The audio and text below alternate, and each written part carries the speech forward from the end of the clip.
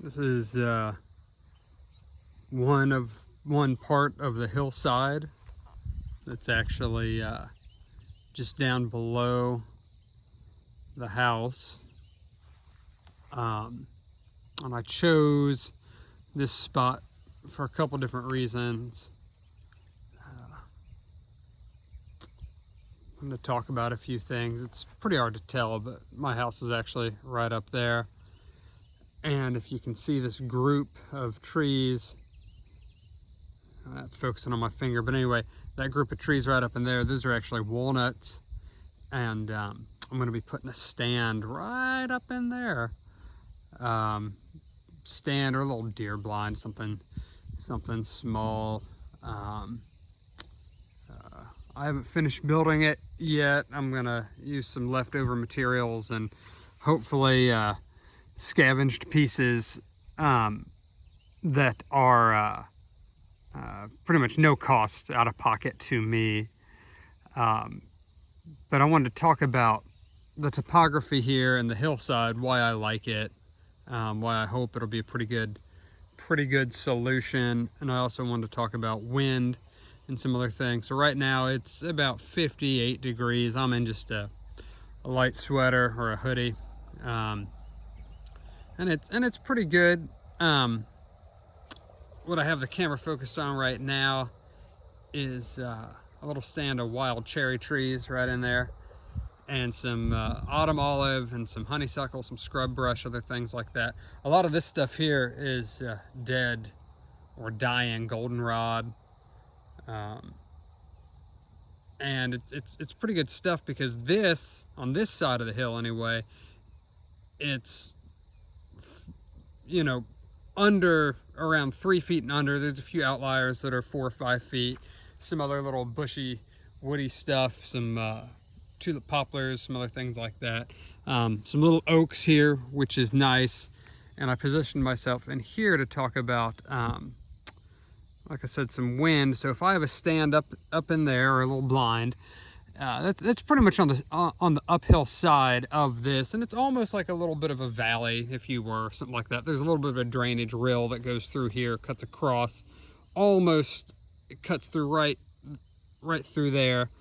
But if this was my personal property and I owned it, a couple different things that I would do would be to have a tiny permanent stand up in the on the very edge of the walnuts up there, overlooking this whole area, and I'd be able to get, you know, anywhere from a 20, 30, 40, 50, you know, 60, 70 yard shot. I mean, all the way down, almost all the way down. You have a really good line of sight from that hillside. But that only works if the wind is blowing in your face or coming from one side or the other. So it'd be good, really good in the mornings. In the evening, the thermals can actually come down from up the hill and drift down all the way across, and there's the creek way down there. So that's the motion that the thermals would play. So in the evening, essentially my scent would be carried from that stand all the way down to where the deer are. So you really wouldn't want that. However, I positioned myself right beside this little tiny grouping of oaks, because what I would suggest is, aside from having a blind up in there, I would set up here by these oaks. It would give you a really good cover. And this is something that a lot of this fencing that I'm leaning on, sections are going to be taken out. Eventually, this entire hillside is going to be managed and potentially even encased in deer fencing to keep all the deer out, so we can grow more native plants for various reasons, for work.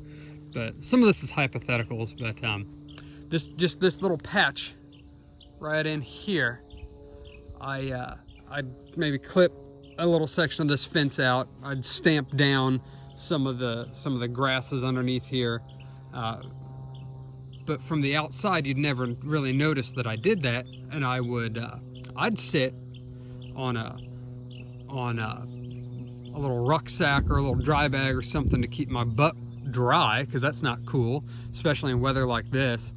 And I'd set up with pretty much sit on the ground with my back on one of those little oaks, and it'd be perfect because my shooting lane would be essentially across this hillside, right on top of that little drainage valley, which is really hard to see from this angle, unfortunately. But it's the afternoon and getting to be late afternoon, but this is one of those things where if I owned the property and I could hunt whenever I wanted, I'd come and 1, 2, 3 o'clock even. 3 o'clock would probably be perfect. And I'd set up pretty much right in there, and I'd be looking out this way right where the camera's pointed. And I'd glance to my right a little bit as well, but they're going to be coming across this hillside. And that's just, I know that just because that's the direction, you know, of the trails. You know, they're kind of, some are cutting at an angle, some follow this little bit of drainage right there. A lot of them will cut straight across, multiple different paths. And if I turn just down there, it's really hard to see. There's a little tiny group of vegetation there, and then this heavier stuff in the back, and there's a little pocket in there, and that's prime bedding and resting areas. They like that heavier, thick brush. They're going to be traveling parallel to that brush, and when they start to move, they're going to be moving in and out of there, and especially with the rut, because then boys, they just, you know, they get all excited and they can't really control themselves. So they're going to be moving different times of day. That's going to be coming up in, you know, the next several weeks. When things really start to cool off, they're going to be moving a lot more at different times. But it's nice to be able to show you. It's a hillside that's going to be hard to navigate. Today it'd be, I mean, I'd get drenched if I didn't have, you know, Gore-Tex pants or rain pants or something like that. So I'm standing on the outside of the fence where there's kind of a path. I don't know if you can you can kind of see the path. It's a little overgrown. I keep it that way. I mean, they just need to be able to stamp to get to these bird boxes to check them. So, but it's nice to be able to see a hillside almost in a valley. And the idea is that if you have the opportunity, even though it's the same area, if I had a little spot here, you know, essentially in a perfect world, all I would have is a little pop-up blind that could fit, you know, 2 people. And I'd leave it there specifically year-round, but because this isn't my land, I would essentially have nothing over my head, and I'd just be sitting on the ground or on a rucksack or something just to stay dry. A little bipod, a little homemade bipod for a shooting stability. Eventually I'll cannibalize a tripod, like for a camera. But I mean, if I was super DIY, I'd just hack off this fence post, clear out this little area, and just, you know, hunker down, have a little stool to sit on would also work. I'd be a little bit more exposed, but again, the deer here, they're so, the population is so high, and that's where it kind of differs from a lot of places, because it's a management that we're doing. It's not just hunting. We're actually thinning out the population to keep the balance in check. So, I mean, they're doing some irreparable damage to some of our fields. But anyway, so as they're going to be coming across, to give you guys some directions, camera right here that you're looking at, that is essentially the north. That's the east. South and west is up that way. So they're going to be traveling north and south a lot across this hillside. So that gives you a lot of good opportunities. Of course, the best shot would be a broadside shot on their side. And that's why if I had, you know, finished my little blind up in there where I'm pointing, that's that bushy, green bushy my finger's on is an eastern red cedar, and in that pocket is where I've cleared out an area, so I literally just have to put some sheet metal on on some supports and kind of prop that up, and then I have some fabric and some other things I'll string just for a crude shelter and tuck in there. And I mean, that'll probably be more effective in late season into December and even January. So the pressure's on because I only have till the end of November to use up my one management tag that I bought. But I'm not too worried. I'm confident in the next couple weeks I can get something. But the idea is that even though it's essentially the same field that I'm going to be hunting, I've planned to have two different areas that I've staged, and that's because in the morning, ideally, I could be heading up there, but if I'm not able to do that, I have a backup location. Even if I'm just walking down this path, I'm able to have that opportunity, because sometimes the wind will change and it will be against you. You know, for example, in the evening, you definitely don't want to be where those walnut trees are. That's going to carry your scent down right to where the deer are. If you're able to have that opportunity to hunt basically from where I'm standing, my perspective, you get a little bit different topography of that as well. Your range is a little bit limited, but not by much. You're also shooting into a hillside, which is kind of nice. But I'm so limited on the times that I can hunt, essentially when there's nobody here. Right now, the way our hours are, I have a 20 to 30 minute window of light, and I can barely see during that period of time. Now, November, that does change. We close earlier, open later, that type of thing. But as that light fades away, so does my ability to hunt. There are a couple other areas where I just now talked to the folks and I got permission to hunt during the day, which is actually on the other side of this hillside. But that's even in a different position, because I'll be staged on the far side of these that stand of wild cherry, way off over there into some heavier brush. And the only reason I'm able to do that is because I'll be able to be shooting into a hillside, and it's, you know, safety of our guests is first come. You know, it's the first comes first is safety.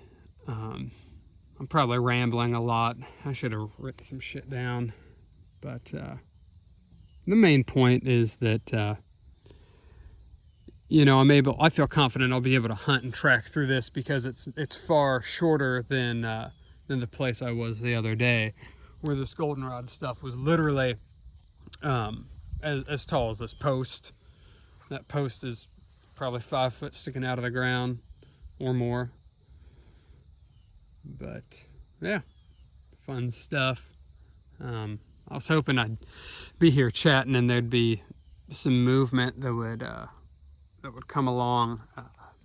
Another thing about movement and deer and stuff like that is I never actually look for deer when I'm hunting. I'm kind of not looking at a specific object or a plant or a section or a tiny parcel. I'm kind of scanning the whole area. I'm looking for movement. The deer are just going to kind of slowly appear. You're probably not going to hear them. You're probably not going to just see them walk across. You're going to see an ear twitch. You're going to see a flick of a tail. And then, like, the rest of the animal just appears almost like magic. It's kind of wild. I kind of like it. Even when I'm going out on walks and stuff, you know, I'm constantly stopping and just looking at a landscape just like this, and all of a sudden I'll just see a tiny little twitch, and it's that change of the light, and then I see one deer, and then after you see one, you know, they may move around and you see others. But it's that tail flick, it's that ear twitch. That's what you're after. That's what you're looking for if you're looking for anything. So, I mean, if later in the rut, if a testosterone-filled buck decides to stomp right across something, you know, that's kind of a rare case. That's what you see in a lot of normal hunting videos, you know, and they have those, they'll spend weeks, if not months, tracking that one animal. Multiple people are tracking it on multiple cameras. They know exactly where that guy's going the entire time, and they kind of bait him in with food and scent and all kinds of other stuff and line up for a really glorious, you know, glamour shot, essentially. So I'm not saying it's fake, it's just they're spending a whole hell of a lot of time and money, shit that I don't have. So anyway, hopefully we'll be able to get you fellas out here and also just to walk around one of the fields like this, just the perimeter. I won't take you guys through the thick of it unless we're tracking an animal that we've shot, but that way you can kind of look for sign and stuff like that, like this roughed up grass right here. Somebody's walked through here in the past, I don't know, a couple days. So, but anyway, we'll talk more about all that in person. It's easier to see it. The camera kind of makes things more two-dimensional than what they really are. So